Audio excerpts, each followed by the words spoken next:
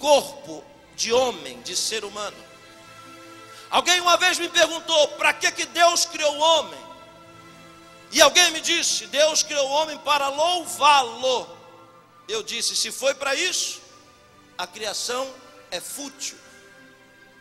Porque se você nascer, viver e morrer sem dar glória a Deus, Deus continua sendo Deus. Então para que Deus criou o homem? Porque o homem é o único ser criado por Deus que possui duas naturezas. Não existe nenhum outro reino, um ser semelhante ao homem. Nós chamamos em língua hebraica de Keter, quer dizer coroa. Nenhum outro ser tem duas naturezas. Os anjos só têm natureza de cima. Os animais só têm natureza de baixo. Os minerais só têm natureza de baixo. Os vegetais só têm natureza de baixo. Em qualquer outro reino, ninguém tem duas naturezas. Só o homem. Por quê? É simples. Leia o livro do Gênesis. Deus vai criando todas as coisas como se fosse uma gangorra. No primeiro dia ele cria as coisas de cima. No segundo dia ele cria as coisas de baixo. No terceiro dia as coisas de cima. No quarto dia de baixo é uma gangorra. No quinto dia de cima. Então quando chega o Sheshrayon, o sexto dia, Deus pensa: se eu criar no sexto dia algo que tem apenas natureza de baixo, o universo fica penso para baixo. Se eu criar no sexto dia algo que tem apenas natureza de cima, o universo fica penso para cima. Então Deus vai e pega o barro, e a natureza de baixo faz um boneco, o universo pende para baixo.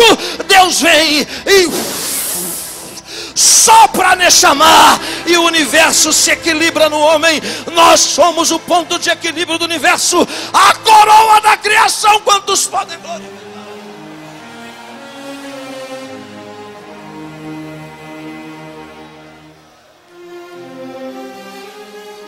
Os seres esculpidos tinham asas de anjo, natureza de cima, mas o corpo era de homem, natureza de baixo.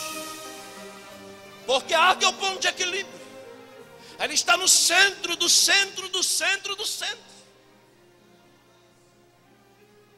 Os seres estavam ligados em cima pela ponta das asas e embaixo pelos joelhos. Tudo que Jesus diz é muito mais do que a gente possa entender. Jesus quer falar muito mais do que a gente alcança. Veja, ligados em cima pela ponta das asas e embaixo pelo joelho. E a presença no meio deles. Não entendeu? Então eu vou descodificar. Jesus diz: tudo que é ligado na terra também será ligado no céu.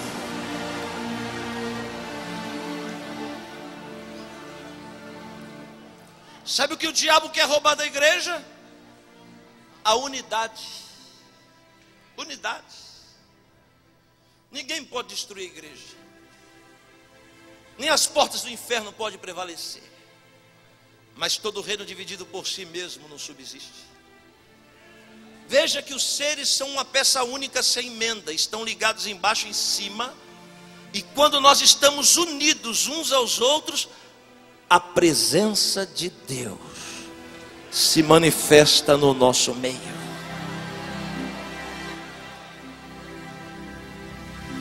Se você se aproximasse um pouco mais da Aron HaKodesh, para ver o rosto dos seres, tinha que se inclinar bem, estavam bem escondidos. E os seres tinham asas de anjo, corpo de homem, mas o rosto era pequeno como o de um bebê recém-nascido. Esculpidos não olhavam um nem para o outro, mas ambos olhavam para dentro da arca. Por quê?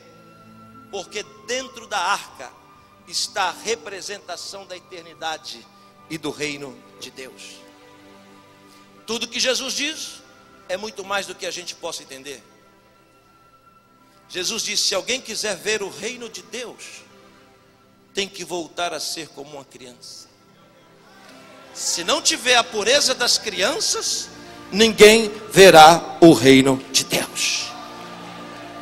Mas o maior mistério da Aron HaKodesh não era por fora, porque por fora um mortal poderia ver, mas por dentro só os olhos de Deus. O que se gastou para fazer a arca por dentro, daria para fazer ela 7 vezes por fora. 7 vezes por fora. O que se gastou em pedras preciosas, em quantidade de ouro por dentro da Arona Kodesh, se fariam 7 arcas por fora. Como era a Arona Kodesh por dentro? Simples. É um quadrado com 2 extremidades. Preste atenção, estou falando de um caixote. Um quadrado menor nesse lado, um maior desse lado, e um menor desse lado, e outro maior desse lado, de modo que sejam 2 lados maiores por 2 lados menores. Aqui está codificado o maior segredo de toda a história da humanidade.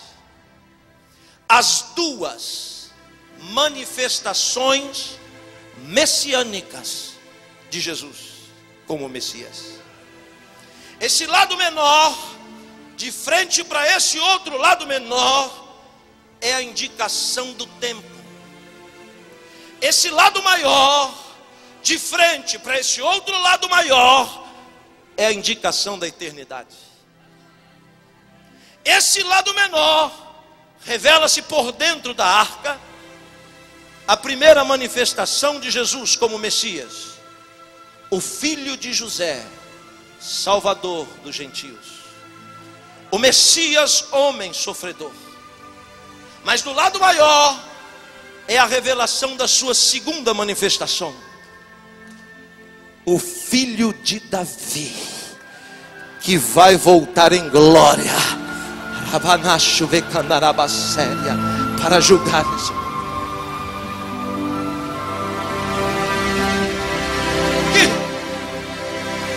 Lado de dentro da arca, no lado menor, puxado da placa de ouro, se esculpiram o rosto de um touro, de um boi, com 2 rubis nos olhos. De frente a ele, neste outro lado menor, olhando para ele, puxado da própria placa de ouro, eu estou sentindo a presença de Deus. Esculpido estava o rosto de um homem, com 2 rubis nos olhos. No lado maior, puxado da placa de ouro, estava esculpido o rosto de uma águia, com 12 pedras preciosas nos olhos. Do lado oposto, de frente para a águia, esculpido da própria placa, sem emendas, estava o rosto de um leão, com a boca aberta. O lado menor, com o rosto de homem, é a indicação dos 30 anos que Jesus viveu neste mundo sem se manifestar como Senhor, como homem mortal. Mas o outro lado, com o rosto de boi, representa os 3 anos e meio, é a indicação do sacrifício vicário feito na cruz do Calvário. Porém, esses 2 lados se cumpriram. Do lado de cá, a águia com vários olhos, quer dizer que nesse momento os seus olhos estão em todos os lugares.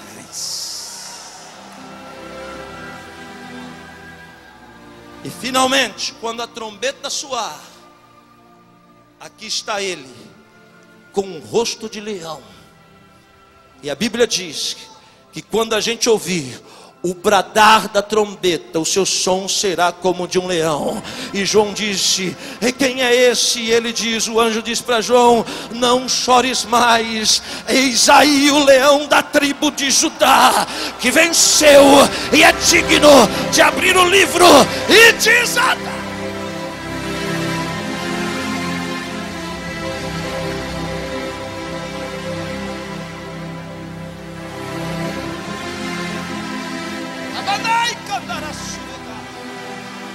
Please,